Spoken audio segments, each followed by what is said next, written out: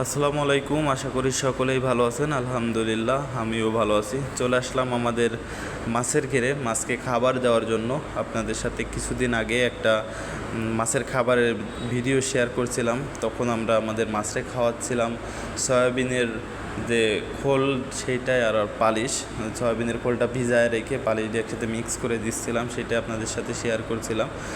আমরা খাবারে একটু ভিন্নতা আনছি, সেটা হলো আপনার যে সাদা মাছগুলো, যেহেতু আমাদের মিশ্র মাছ চাষ আর কি, এখানে কার্প জাতীয় মাছ আছে, চিংড়ি মাছ আছে, এই জন্য আমরা দুই ধাপে খাবার দেব।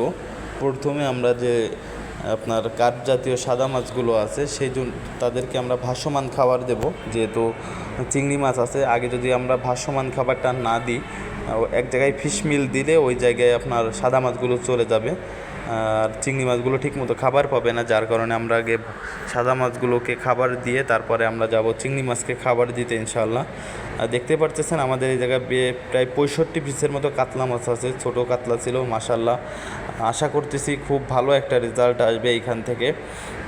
এখনই প্রায় আপনার লাস্ট পর্যন্ত আমরা আশা করতেছি 2 কেজি প্লাস সাইজ হবে আর কি। আর দেখতে পাচ্ছেন এটা হলো আমাদের চিংড়ি মাছের খাবার, যেটা আমরা ব্যবহার করে থাকি প্রতিদিন সকালবেলায় আর সন্ধ্যাবেলায়।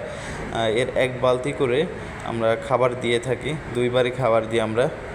আর যেহেতু আমরা সিদ্ধান্ত নিচ্ছি আগামী সপ্তাহে আমরা কিছু চিংড়ি মাছ ধরবো আর কি। সে চিংড়ি মাছটা হলো আপনার যে গলদা চিংড়ি, গতবারের প্রায় বেশ কিছু মাছ ছিল, সেই মাছগুলোই ধরবো আর কি। সেই ভিডিওটা আপনাদের সাথে শেয়ার করব, আর তাতে আপনারা যারা নতুন চাষি আছেন কিছু ধারণা পাবেন অবশ্যই। আর দেখতে পাচ্ছেন এইভাবে আমরা